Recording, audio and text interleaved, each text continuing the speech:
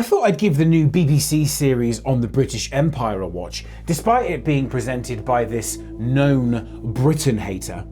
And actually, it got off to a wonderful start. It begins with the story of a Portuguese ship that finds itself in English waters, captured by state-sanctioned pirates. And these are pirates that are sanctioned by none other than Queen Elizabeth I herself. And what they find on this ship is, for the times, truly remarkable, mind-blowing stuff. We're talking spices, medicines, all sorts of exotic goods that certainly have come from all parts of the world. And actually, it's such a remarkable find. It's such a substantial find that the value of the goods on this ship is equal to 50% of the whole of England's GDP at that time. And some historians place this very moment as the beginning of the British Empire. So I was gripped. What's it going to be next? By the way, if you're interested in the deeper story of how we got ourselves into this mess, I just made an entire video on the history of the BBC, dating all the way back to the 17th century. The link will be on the screen. But then, predictably, the narrative becomes consumed by the least interesting component of the British Empire: slavery. The presenter indulges constantly in this performative outrage for people that have been long dead for over 300 years. And what's worse, what made the whole thing even more insufferable, is they thought it would be a good idea to get a bunch of Gen Zs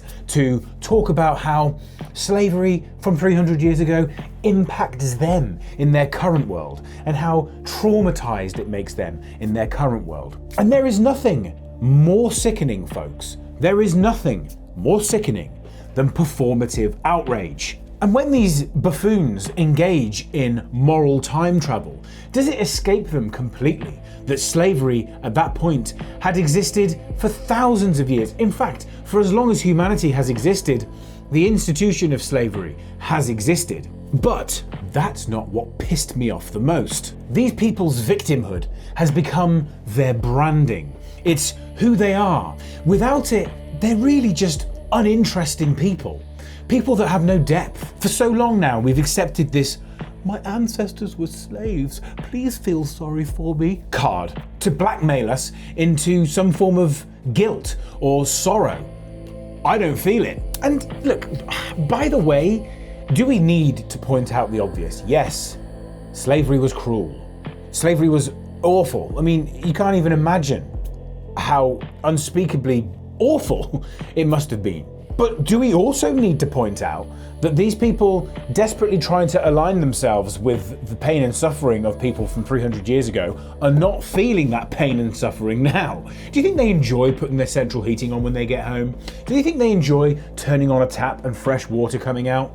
Do you think that might have anything to do with the benevolence and ingenuity of this wonderful country?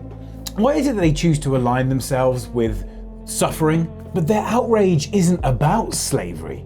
They merely borrow the suffering of these long dead slaves to acquire moral status, moral superiority. If I can link myself to a wound from 300 years ago, I get to be special today. But that's not what pisses me off the most. Taking a moral stance on the past requires no bravery, and that's what they care about.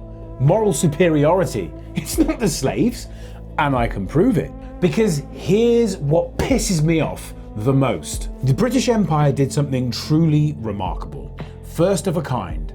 It outlawed slavery, not just in Britain, but across the empire, at great national cost. But sadly, it didn't go far enough.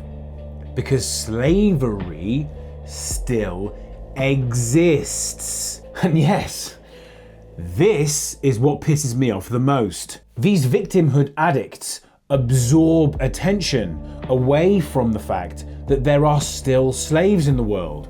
To them, it's more important to play the victim card and compete in the victim Olympics, borrowing the suffering of the slaves of 300 years ago, than it is to invest any effort whatsoever in the fact that there are still slaves in the world. The next time you come across these lunatics, ask them which country has the highest number of slaves per capita. Ask them in absolute numbers which two countries has the highest number of slaves. They won't know, and they won't care, because it's not about the slaves. They want to dance on the graves of the slaves so they get to play victim today. Other than that, the show was actually quite brilliant.